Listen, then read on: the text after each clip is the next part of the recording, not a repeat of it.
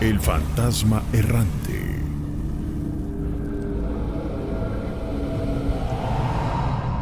Muy bien, mi Pues querido quería Oscar. contarles A un ver, relato. venga, Sí, venga. quería contarles un relato de de una vivencia con una prima,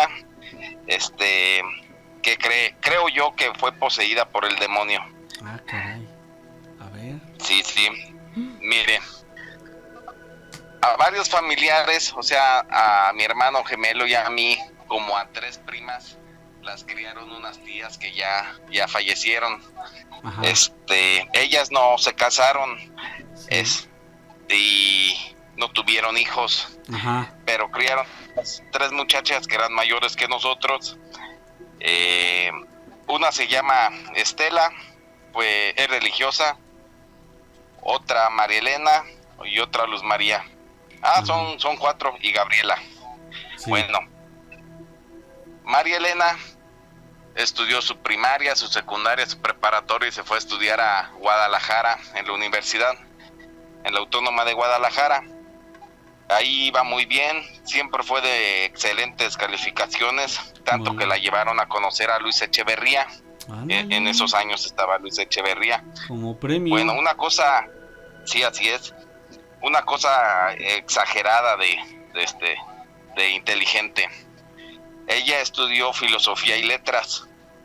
Ajá. Durante el tiempo que estuvo ahí en la universidad, pues acá nosotros las tías estaban en Irapuato y ella vivía ya sola en Guadalajara. La contactaron a varios estudiantes, pero buscaban a los más inteligentes.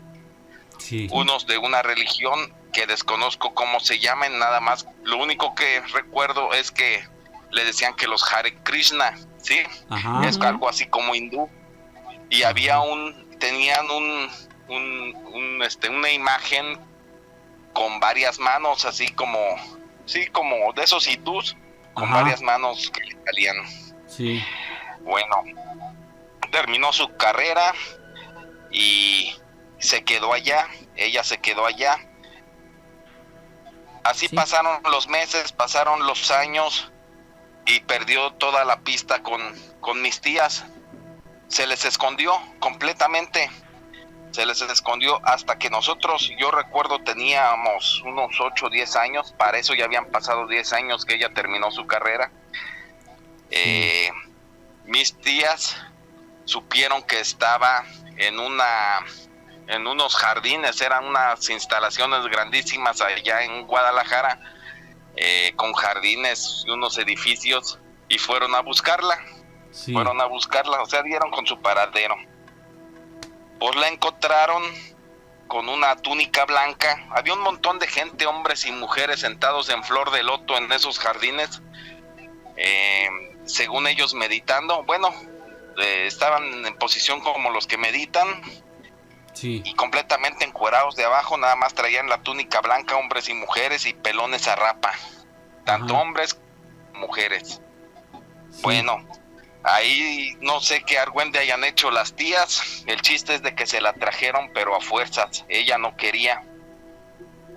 Y se dieron cuenta porque a mi prima, como a mucha gente de la que estaba ahí recluida, las traían en las centrales camioneras, en los aeropuertos, en los mercados, según vendiendo libros y cassettes, porque en ese tiempo eran cassettes de no sé qué, y para llevarles el dinero a estas personas. Sí. Como quien dice, le lavaron el cerebro y los estaban explotando a todos. Bueno, esa es la versión de mi tía. Desconozco cuáles sean las intenciones de esa religión, si es religión. Así que se la trajeron y ella no quería y gritaba, pero ella ya tendría unos 28, 30 años, sí, o 32 años. Okay. Mi hermano y yo teníamos 8 o 10 años. 8 o 10 años, éramos unos niños. Me acuerdo que desde que llegó y la vi hasta me espanté y nos llevaron a encerrar en una casa que tenía 2 pisos, en la parte de atrás un patio grande y hasta atrás del patio un cuarto de servicio. Ahí fueron y la metieron en ese cuarto de servicio. Uh-huh. Era tanta su agresividad, sí, porque eran muchas maldiciones de que quería que la dejaran ir. con estas gentes. Ajá. Era tanta su agresividad que la tuvieron que amarrar de un pie o encadenar de un pie a una cama. Para eso, o sea, estoy diciendo lo que pasó inmediatamente que llegó, ¿sí? Sí. La encadenaron de un pie a una cama de esas antiguas de como de fierro, pesadas, Sí. y la puerta cerrada con llave. La cadena nada más alcanzaba hacia el baño, porque el cuarto de servicio tenía baño, al cuarto de servicio y a la cama. Bueno, era una cosa muy fea. El chiste es de que le hablaron a un tío que es hermano, era hermano porque ya falleció también, de ellas, de mis tías. Sí. Tío en lo que ahora es la catedral de aquí de Irapuato, antes le decían la parroquia del centro, él daba misa ahí. Ah. Le hablan al tío. Este tío era de esos padres que les dicen que carismáticos. Uno de esos padres, en la religión católica, los padres estos, o sea, hay padres que curan con las manos, que hacen hasta exorcismos, ¿sí? Que Sí. hacen sanaciones y hasta la gente se desmaya, de ese tipo de padres. Ok. Entonces le hablan a su hermano, ya va, la ve, les recomienda hablarle a un psiquiatra, no le hizo nada, le hablan al psiquiatra, la revisa y llegan a la conclusión de que estaba enferma mental, ¿sí? Ajá.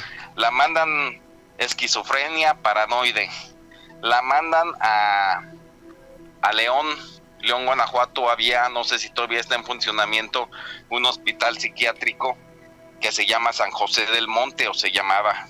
Ahí la metieron, ahí se aventó como un año más o menos adentro, con camisa de fuerza y todo eso, según, ¿sí? Mis tías Ok. iban a verla. Pues era ella tan inteligente que engañó a todos y la dieron de alta. Se la trajeron para la casa, y en cuanto llegó nada más duró bien como unos 2-3 días y empezó otra vez que ya se quería ir, porque en esa religión no les tienen prohibido comer carne o leche, queso, huevo, cualquier cosa que provenga de un animal, Ajá. porque para ellos las vacas son sagradas.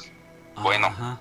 entonces ella comía puros vegetales, y el chiste es de que tuvieron que volverla a amarrar porque se puso otra vez muy agresiva. La amarraron y ahora sí que vamos a hacer con ella, decían las tías, ¿sí? No, pues háblale al padre. Y ya le hablan a su hermano y ya llega el padre. Para eso yo empezaba a notar cosas raras. Yo tendría como 9-10 años ya. De los otros lo que la conocí, o sea, porque que llegó por primera vez, yo ya tendría unos 10 años, y de repente agarraba un cigarro de una de mis tías que fumaba, y me iba a darle unas fumadas al patio como eso de las 12 de la noche, y pues no me la va a creer que ella encerrada, encadenada en la cama, en la cama, no había manera de que viera quién estaba afuera, y a una distancia como de unos 15 metros, me gritaba como si me estuviera viendo: Oscar, ya vete a dormir. Y no había manera de que viera quién estaba afuera. Yo salía a hurtadillas, en silencio, para que no me descubrieran que me iba a fumar un cigarro. Y ella sabía lo que pasaba fuera del cuarto. Bueno, y así muchas cosas. Por ejemplo, en las noches estaba yo acostado, el cuarto donde yo me dormía era en la segunda planta, pero daba hacia el patio trasero, o sea, como quien dice, había unos lavaderos y el cuarto de servicio donde estaba ella. Sí, amigo. Había veces que llovía y relampagueaba, digamos tiempo de lluvias, y yo la escuchaba tararear una cancioncita y hasta yo decía, ay, bueno, le decíamos la Lorenza, ¿sí? De mi hermano y yo le pusimos ese apodo a mi prima. Ah, está bien Lorenza. Bueno, pero no, ahora que ya crecí y he visto cosas, yo pues, vivencias, yo digo, no, esto sí es algo malo, era algo malo, porque muchas veces se llegaba un olor así como a quemado, pelos quemados, no había en el patio en la noche, olía como si alguien estuviera prendiéndose las greñas, los pelos, pues. Sí, claro. Así un olor especial.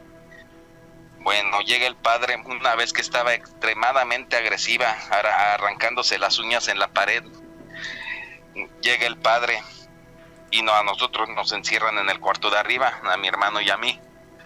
Y nos encierran en el cuarto y nada más escuchábamos cómo lanzaba muchas maldiciones.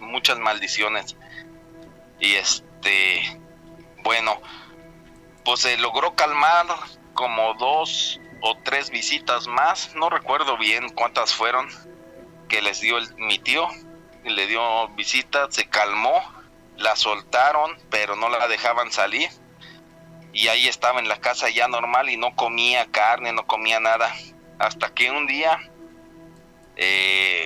agarró, yo creo, la puerta abierta, se desapareció, se salió, y ya pasaron como 30 años de que ya no volvimos a saber de ella.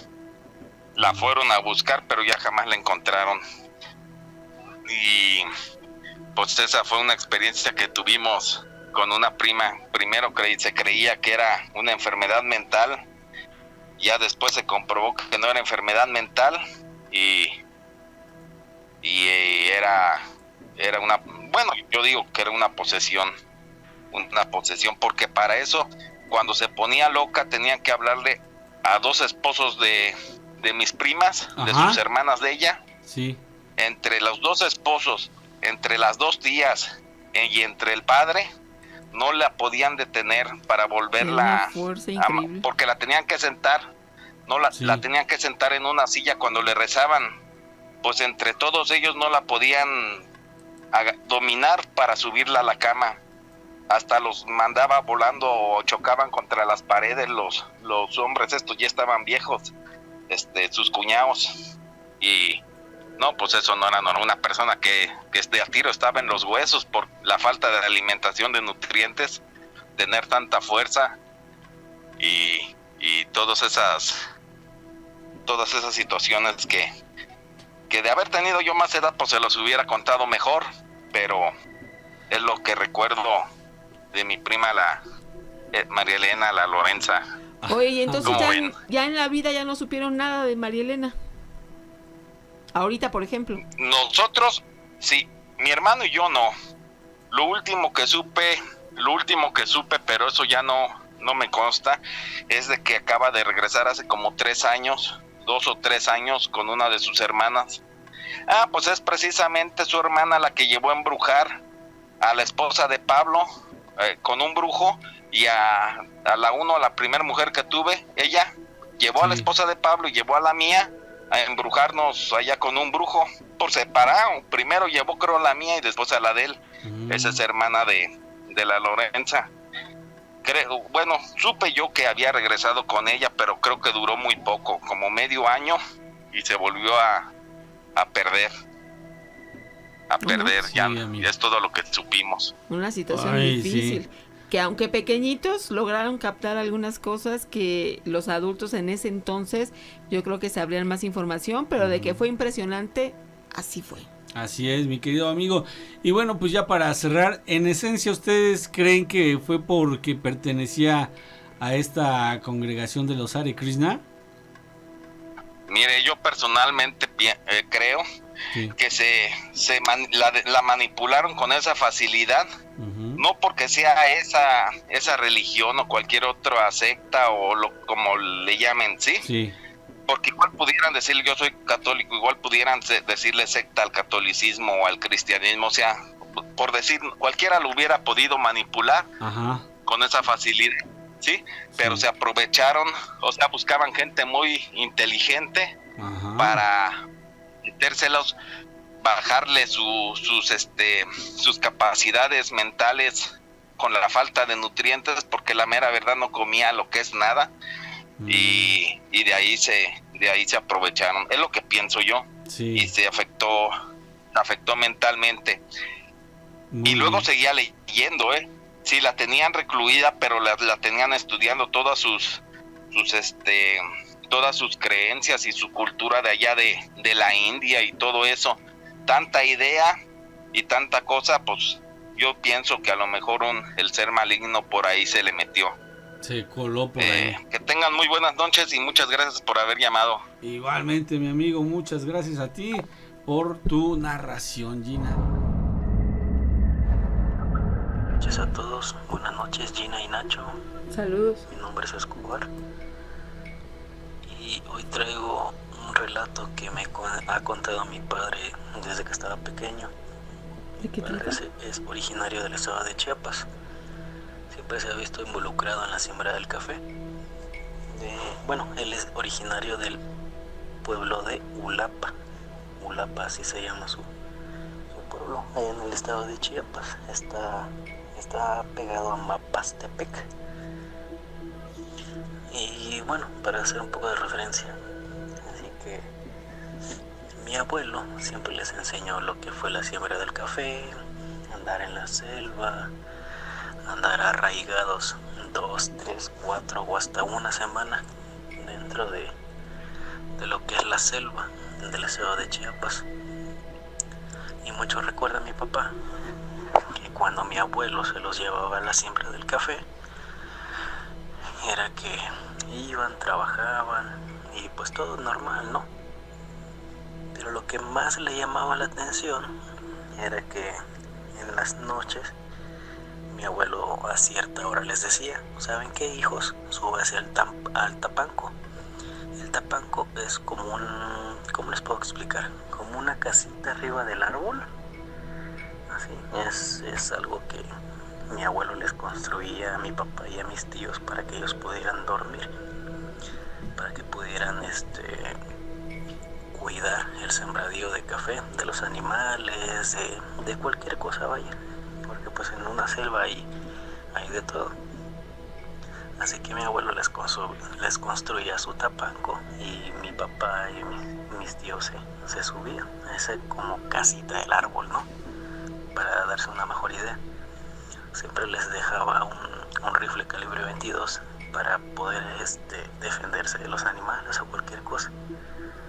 Así que a mi papá lo que le llamaba mucho la atención era que mi abuelo les decía: ¿saben qué, hijos? Súbanse porque ya va a venir el amigo. Y o sea, mi papá les decía, o sea, mi papá se quedaba con la duda, ¿sabe quién era el amigo? Uh-huh. Mi papá siempre ha tenido esa duda, porque dice que mi abuelo ponía piedras como una tipo fogata y prendía su lumbre, o sea, prendía su fuego, y a cierta hora siempre se ponía a hablar solo, y mi papá lo veía, o sea, el abuelo hablaba y hablaba, y nunca se veía que estuviera hablando con alguien. O sea, mi abuelo expresaba que era el amigo no sabe, bueno, él no sabía si era un fantasma, si era el mismo diablo, no sabía a quién se refería con el amigo. Pero mi abuelo siempre en las noches hablaba con alguien, es lo que expresa mi padre. Sí. Y es lo que más recuerda de las veces que se iban a sembrar café, adentrándose en la selva. Y dice que él siempre se quedaba a observarlo porque le daba mucha curiosidad. Mi papá ahorita a sus 60 años no lo olvida. O sea, mi abuelo tiene muchos años que ya falleció y todo, pero mi papá no olvida eso de su infancia. O sea, ya no se dedican al café ni nada, pero mi abuelo tenía mucha, ¿cómo se podría decir? Suerte, fortuna, o no sé lo que se puede decir con su venta del café. Mi abuelo era un gran vendedor de café en sus tiempos. No sabíamos si tenía un pacto o tenía algún trato o algo, no sabíamos. Bueno, más bien mi padre no sabía. Pero dice que cada que terminaba de hablar con el amigo, siempre se veía en su fogata como un torbellino de fuego, o sea, en el mismo fuego, como cuando avientas sal a la lumbre, que se aviva. pequeño torbellino. Y dice mi padre que cuando mi abuelo terminaba de hablar con el amigo, siempre se veía un torbellino que se veía en el fuego. Siempre se veía ese torbellino y mi abuelo se iba a dormir con ellos. O a veces se quedaba abajo de ese tapanco. Y es algo que mi papá hasta la fecha ha tenido duda de qué era, qué es, o a qué se refería el abuelo, ¿no? El abuelo falleció y pues nunca les comentó nada. Y pues algo también muy curioso que dice que pasaba en su casa era que mi abuelo vivía también con su hermana, o sea, la tía de mi papá, y que tenían un fogón. Y en ese fogón siempre dejaban carbón. ¿Por qué? Porque decía mi tía que siempre, bueno, no siempre, pero muchas veces los niños iban a comer. Ustedes han de pensar que iban a comer comida o cualquier otra cosa. Sí. Pero no, resulta ser que iban a comer el carbón al rojo vivo durante la madrugada. O sea, iban a comerse ese carbón. Los niños les platicaba a mi tía, a mi papá y a mis tíos, que eran niños, ahora sí que perdón por la palabra, pero eran niños encueraditos, pero que tenían una peculiaridad, y la peculiaridad era que tenían sus pies al revés. O sea, es algo que no sé si puede ser lógico, puede ser, acá como le decimos en el estado, los chaneques, pero que mi papá siempre recuerda que mi tía les platicaba. ¿Saben qué? Al rato van a venir los niños a comer y van a comer el carbón al rojo vivo, y que esos niños tenían sus pies al revés. Eran unos niños encueraditos, negritos, unos niños negritos, perdón por la palabra, que tal vez puede ser un poco sugestiva, pero eso es lo que le comentaba la tía de mi papá y a sus hermanos, que la peculiaridad era que tenían sus piecitos al revés, no los tenían normalmente como nosotros. Y es con una duda, es la duda con la que ha crecido mi papá toda su vida. Y creo que no las transmitió a nosotros, y que es algo que la verdad se me hacía interesante comentarles a todos ustedes. Claro. Así que no sé qué podrá hacer, no sé qué opinión tengan ustedes sobre eso, y pues les agradezco mucho que hayan escuchado mi audio, mi comentario, y pues saludos a todos. Mi nombre es Escobar y espero tengan una muy excelente noche. Muchas gracias. ¿Y hoy qué nos quieres contar, Leonel? Esto me sucedió a mí, a unos amigos. Yo trabajo en el campo, acá en San Quintín. Hace años yo iba mucho a trabajar para Loreto, Baja California Sur. Allá nos llevaban contratados al corte de chícharo. Ajá. Y entonces cuando nos llevan para allá la empresa nos consigue departamentos o casas, así, en el pueblo. Es un lugar muy bonito. Y pues ya había ido como unas 4 veces. Después volví a ir con unos amigos. Ya llegamos allá, nos instalamos. Fuimos los últimos en instalarnos y nos dejaron una casa así medio, se veía bonita, pero a la vez como que rara. Al entrar a la casa se sentía como un ambiente así tenso, ¿no? Un frío así raro. Pero pues todo bien, nos instalamos y éramos 6 y pasaron los días y todo bien. Como una semana, al pasar una semana empezaron como que cosas raras, así de que mis compañeros empezaban a tener pesadillas, se caían las cosas, entrando como a las 8 de la noche se sentía un frío muy feo así. Y empezó de que a uno de mis amigos, cuando salía al baño, él salía al baño normal y ya no regresaba. Tardaba unas 2 o 3 horas y ya no regresaba al cuarto. Entonces salíamos a buscarlo y lo encontramos hasta por allá dentro de unos árboles, parado así mirando a un lugar fijo, así como ido de la mente. Ajá. Y ya llegábamos y le hablábamos, oye, ¿qué tienes? Y decía, ya reaccionaba y decía, no, nada, aquí apenas acabo de llegar. Le dijimos, pues ya tienes 2-3 horas aquí. Y ya como que se sacaba de onda y pues él no se daba cuenta. Él salía al baño y ya no regresaba. Le pasó varias veces así. A otro de mis compañeros le tocó que le hablaran y no había nadie, que lo tocaran, o a veces cuando nos íbamos a bañar, en el baño se escuchaban como que si se estuvieran bañando, como que si se estuvieran echando agua o así moviéndose dentro del baño. A veces nos quedábamos como unos 20 minutos esperando a que salieran y no salía nadie, abríamos y no había nadie. Y así iban pasando las semanas, 3 semanas. A veces en la noche, como dormíamos todos juntos en el cuarto, porque era un cuarto grande, a veces hasta 2 o 3 compañeros teniendo la misma pesadilla. Decían que veían a un hombre alto que venía a ahorcarlos, los 3 teniendo así la misma pesadilla. Wow. O sea que tenían como un sueño compartido. Ándele, así.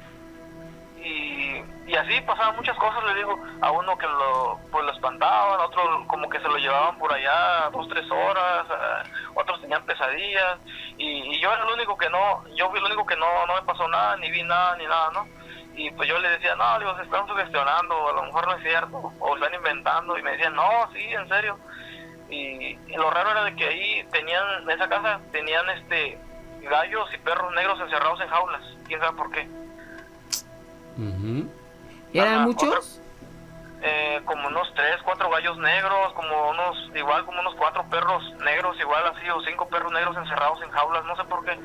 También encontramos una tumba pequeñita, escondida por ahí entre los arbustos, decía descansa en paz, pero no decía nada. También había como una capillita, pero estaba polarizada, no se podía ver, y todos los jueves le prendían veladoras, le ponían flores afuera. Entonces, así pasaban las cosas, y el dueño de esa casa, porque también tenía varias casas de renta y departamentos, tenía mucho dinero el señor, el que era dueño. Ajá. Era un profesionista, le decían, bueno, le vamos a poner el licenciado, ¿no? ¿Qué tal si nos escucha? Sí. Y él también tenía una paletería grande, y ahí trabajaban muchos señores abuelitos con él, vendían sus paletas y todo en sus carritos, y los señores siempre nos decían, cuando llegábamos al trabajo nos decían, tengan cuidado, y le decíamos, ¿por qué? No, pues porque ahí en esa casa se han muerto muchas personas, en la casa del licenciado, en las casas del licenciado, se han muerto muchas personas. Antes de que llegaran ustedes, como un mes antes, se ahorcó una pareja ahí, las dos, o se han ahorcado así, diferentes personas que han llegado a vivir ahí, o se mueren de una u otra manera, nos decían. Mm-hmm. Y pues ya empezamos a sospecharnos, o sea, sí es cierto, pues como que todo tiene sentido, ¿no? De las cosas que se escuchan y todo. Y bueno, y ya pasó así hasta que ya andábamos buscando otro departamento donde estar, porque como que no se sentía uno muy a gusto. Aparte el licenciado siempre como que nos observaba así desde su casa, porque vivía cerca, y cuando salíamos al baño así, él nos estaba observando así como raro, así como las películas, ¿no? Y ya digo, pues no, a lo mejor hay que irnos, y buscamos otro departamento, pero en eso estábamos, y una tarde llegamos del trabajo y mis compañeros bien espantados, digo, ¿qué tienen? No, pues es que dicen en el baño, uh-huh, están escritos nuestros nombres, y ya yo fui a ver, y no, sí, en el piso, en el concreto, estaba escrito 2 nombres de mis compañeros, así como que si ya lo hubieran escrito desde antes, sí. Pero pues no, porque el piso ya estaba ahí cuando llegamos, y realmente estaban los nombres de 2 de mis compañeros. Uh-huh. Oye, pues esto les dio miedo, ¿no? Sí, ahí como que yo como que sí les empecé a creer, y les digo, no, pues ¿saben qué? Voy a ver allá en el departamento que encontré, y a ver si nos podemos cambiar hoy. Y fui, y sí, ya cuando regresé, mis compañeros que estaban bien espantados, ya tenían las cosas listas y todo. Y sí, nos salimos de ahí. El dueño, el licenciado, preguntó que por qué. No, pues nomás le dijimos, pero antes de eso, déjenme contarles le digo que yo había ido más antes a trabajar a Loreto, como unos 2 o 3 años atrás. Pues las personas llevan a sus hijos a veces. Un señor llevó a sus 2 niños creo que como de 10 y 8 años, y y un día el señor decidió venir acá a San Quintín, regresarse acá él solo para venir por su esposa, se me hace, y dejó encargados sus 2 niños con una muchacha. Y pues en una tarde andaba la policía vuelta y vuelta, los bomberos y la ambulancia y cerca de la playa, porque la playa está cerquita, está como a 5 minutos caminando. Muy cerquita. Muy cerquita, está muy bonito ahí. Y ya pues ya fuimos a ver qué tanto había ahí. No, pues que decían que habían encontrado a uno de esos niños ahogados, a uno de ellos ahogado ahí. ¿Cómo crees? Pero no encontraban al otro. Eso es lo raro, no lo encontraban. Buscaron los buzos y todo, buscaron ahí donde encontraron al niño y no lo encontraron. Tardaron como 4 días así buscándolo en los arroyos, en la orilla del mar y nada. Como al 4º o 5º día apareció el niño en el mismo lugar, ahogado también. Oye, entonces, después de todo esto que viviste ahí, ¿seguiste yendo a trabajar por temporadas en este sitio? Esa fue la última vez que fui, ya no fui, pero como les digo, en lo de los niños sí se relaciona con eso porque, ya que nos salimos de esa casa, ya vivíamos en otra parte y siempre íbamos a comer a un restaurante, es como un mercado y es restaurante también, entonces íbamos a comprar carnes y cosas, ¿no? Y nos hicimos muy amigos de una señora que atendía donde venden carnes, que despachaba las carnes. Y siempre que íbamos platicábamos con ella hace un ratito y un día me dijo la señora, oye, ¿dónde viven ustedes? Y les digo, pues estamos en tal colonia. Antes estábamos en la colonia, en tal colonia no, estábamos en la otra colonia ahí no le dije con el licenciado, pero le dije estábamos en tal colonia. Y me dijo, y agarra y se pone así como pálida la señora y me dice, no me digan que estaban con el licenciado, que vivían ahí en sus casas. Y le digo, sí, ¿por qué? Ay, no, muchachos, dijo, esperen ahorita que salga a comer y les voy a contar algo. Me dijo, bueno, está bien. Nos sentamos afuera y ya salió la señora y nos dice, ahora sí, pero seguro que no viven ahí con el licenciado. No, le digo, ya no salimos. ¿Pero por qué? No, dice, es que el licenciado es mi primo. De hecho, ninguna de mi familia está cerca de él, todos nos alejamos de él, porque pues es muy malo. Pero le digo, pero sí, pero ¿por qué? Le digo, ya me tiene así como intrigado, ¿no? Ya díganme, le digo, ¿pero no sabes espantar? No, dice, es que él tiene como un pacto, dice, como un pacto con, pues se puede decir con el demonio, con el diablo, y por eso es que tiene demasiado dinero, dice, y por eso tiene casas, departamentos y todo, pero él, dice, tiene que como que ofrenda a personas, ofrenda almas. Por eso es que hay tanta gente que se ha muerto en sus casas, que se ahorcan o de distintas maneras. Oye, ahí relacionaste lo de los niños. Sí, porque resulta que esos niños, cuando se ahogaron, vivían en la casa de ese licenciado. No, con razón ya no volviste a regresar ahí. Sí, ya no regresé. Y ese fue el último año que fui. Y pues sí está raro de que un día encontraron a un niño y tardaron como 4 o 5 días en encontrar al otro, pero en el mismo lugar. Pues, o sea, como que está raro, ¿no? Sí. No, pues mejor encontrar otro tipo de trabajo, ¿verdad? Si ya tienes el antecedente y viste cosas extrañas, alejarse de ahí cuanto antes. Sí, de hecho ese fue el último año que fuimos. Ya ninguno de nosotros, curiosamente ninguno, volvió a ir a ese lugar. Pues no, yo creo que no era lo conveniente y qué bueno que decidieron eso. Y qué bueno también que lo platicas aquí, a ver si alguien más se identifica de este lugar, que dices que es hermoso el lugar en sí, pero lo que ahí sucedió, eso sí que causa miedo.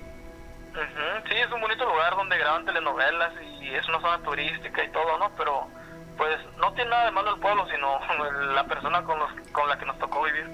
Oye, ¿y no sabes si todavía vive? ¿El señor? Sí, el licenciado. Sí, porque está joven, sí, vive ahí. De hecho, pues siguen yendo personas de acá a trabajar para allá, pero no sé si les toque vivir ahí o quién sabe, yo ya no fui. No, qué bueno que te alejaste y gracias por participar aquí, lo que viviste. Este pequeño audio es para contarles algo que sucedió en la noche del viernes. Bueno, ya era de madrugada para ser sábado exactamente, a las 4:30 de la mañana. Regresaba del trabajo con 4 compañeras más y tuvimos que tomar una carretera para llegar al centro de Acapulco. la cual es conocida aquí como La Escénica.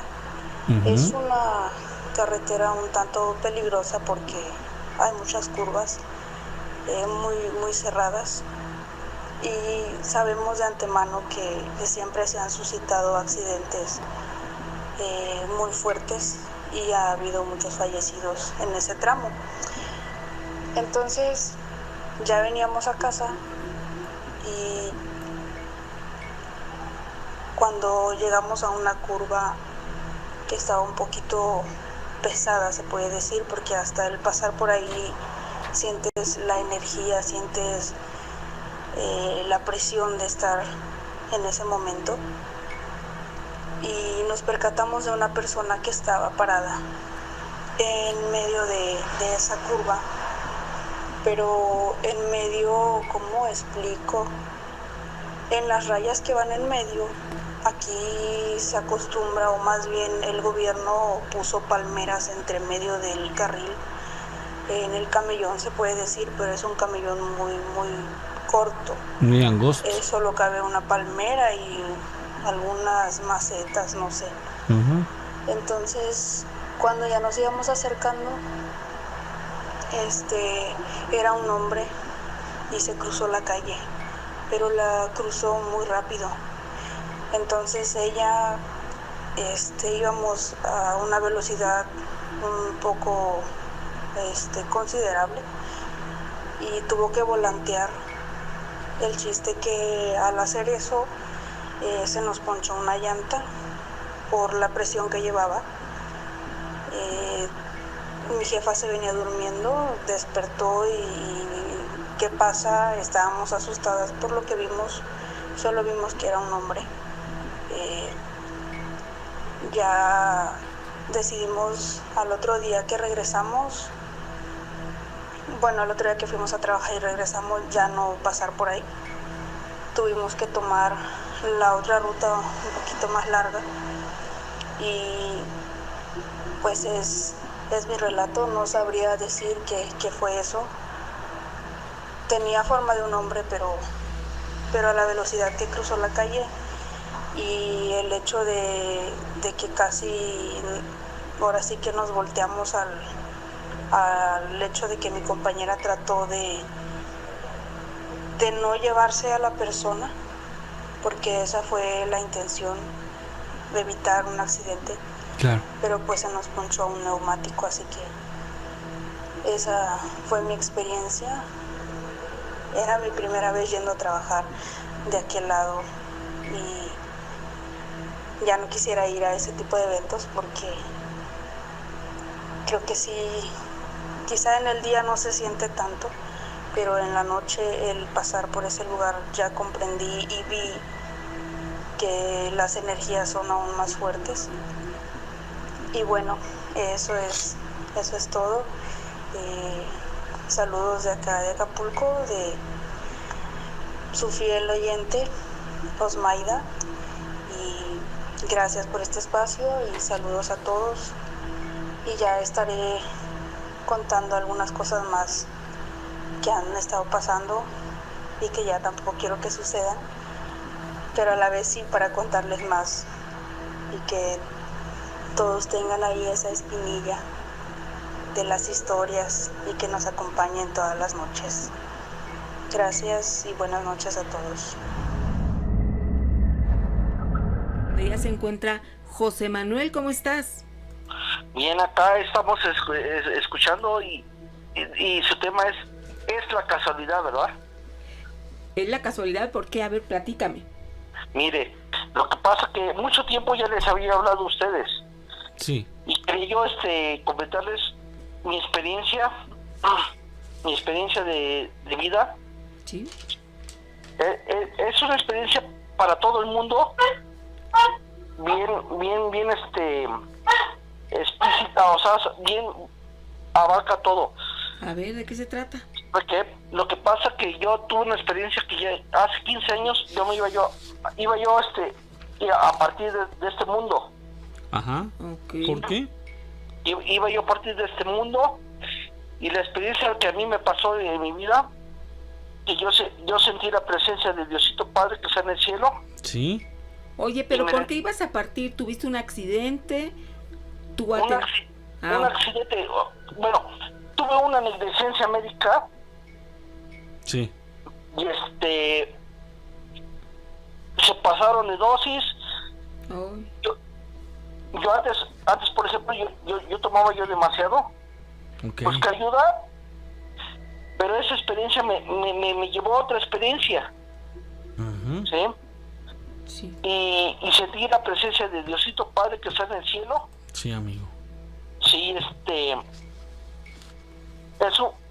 su poder de Diosito Padre que está en el cielo es un poder maravilloso para nosotros. Sí, claro. Pero lo sentí, es un poder indescriptible que yo lo pasé. ¿Sí? Okay. Y gracias a Diosito estoy aquí en el mundo con ustedes platicando. Sí. Y A ver, amigo, Manuel, dime una cosa, ¿tú tuviste una experiencia cercana a la muerte? Así es, don Nacho. A ver, amigo, ¿y cómo estuvo eso? Platícanos, ¿qué pasó? ¿Tú recuerdas que, bueno, te iban a intervenir quirúrgicamente, te colocaron anestesia y al parecer hubo por ahí un error en cuanto a la dosis y algo falló? Ajá, así es. ¿Y después qué pasó? O sea, ¿qué viste? ¿Cómo nos puedes describir esta sensación?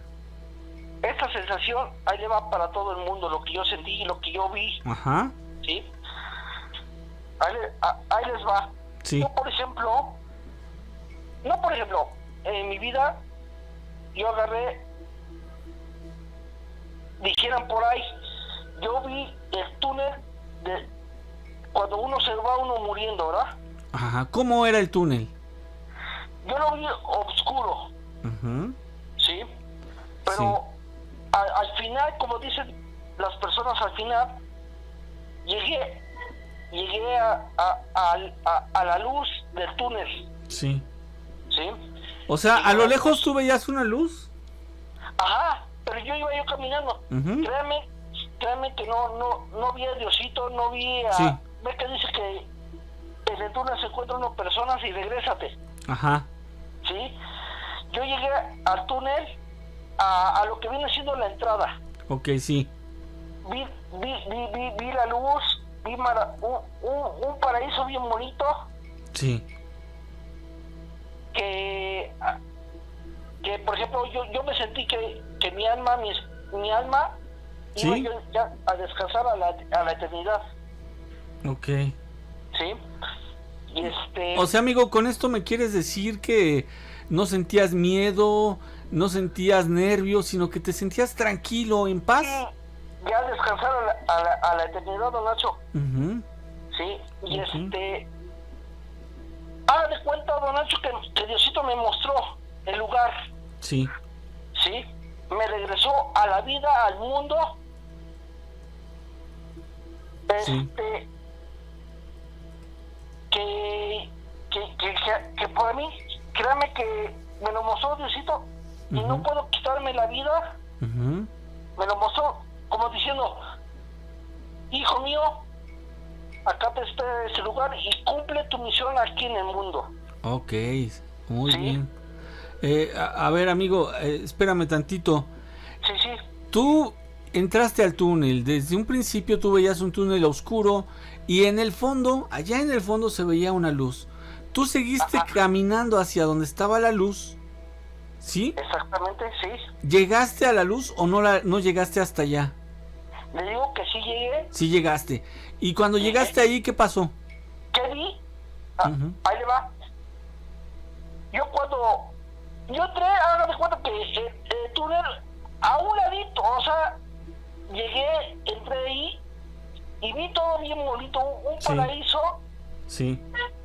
que le vuelvo a repetir que iba yo a descansar para la eternidad. Sí, amigo. Era un Sí. paisaje hermoso. Exactamente, don Nacho. Uh-huh. Sí, Muy bien. pero le vuelvo a repetir, no vi gente, no vi a Diosito, pero nuevamente regresé a la vida, Sí. acá con ustedes. Bien. Y y le voy a decir una cosa. Todos tenemos un objetivo que cumplir aquí en la vida. Así es. ¿Sí? ¿Para qué? Para que cuando partamos de este mundo, gozar de ese paraíso. Así es, sí, amigo. ¿Sí? Le digo que fue una negligencia médica. Yo, o sea, es lo que a mí me pasó. ¿Sí? Sí, amigo. Y Pero aquí lo importante es que una vez que ya regresaste a este plano físico, tu vida cambió, dio un giro positivo.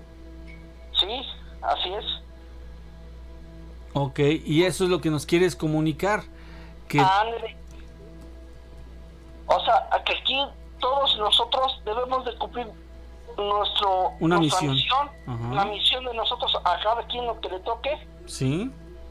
Para que el día de mañana nosotros lleguemos a gozar o a disfrutar en ese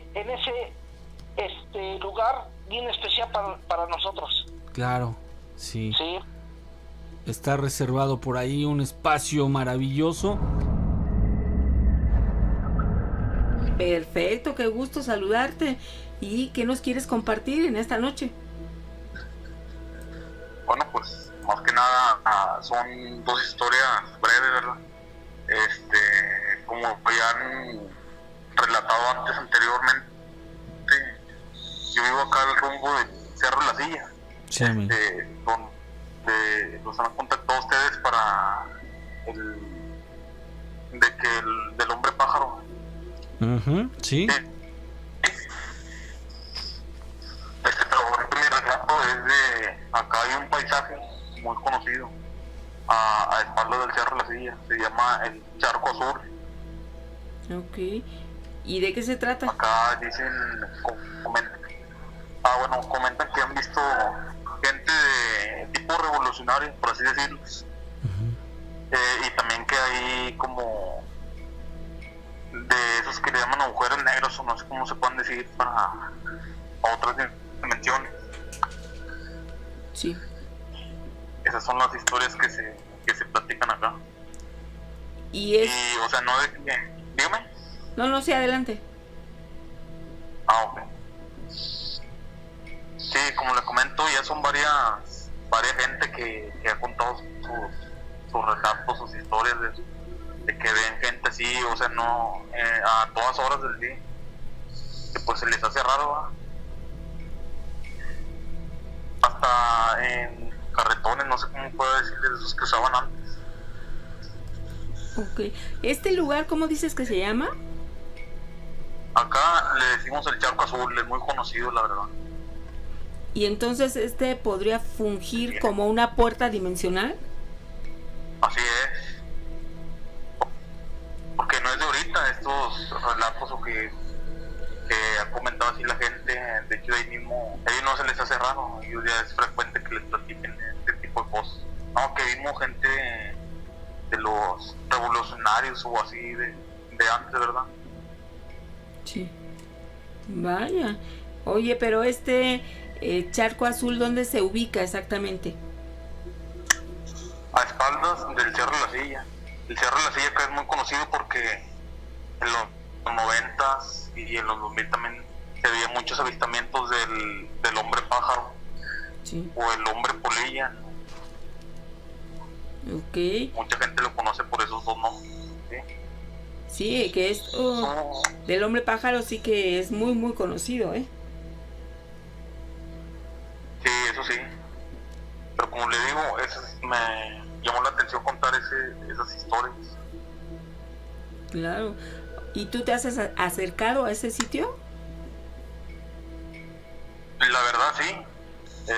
Pues he contactado a otros amigos y sí, pero como está la inseguridad acá en Monterrey, pues no, mejor no, y por la pandemia también. Ok, más vale, ¿no?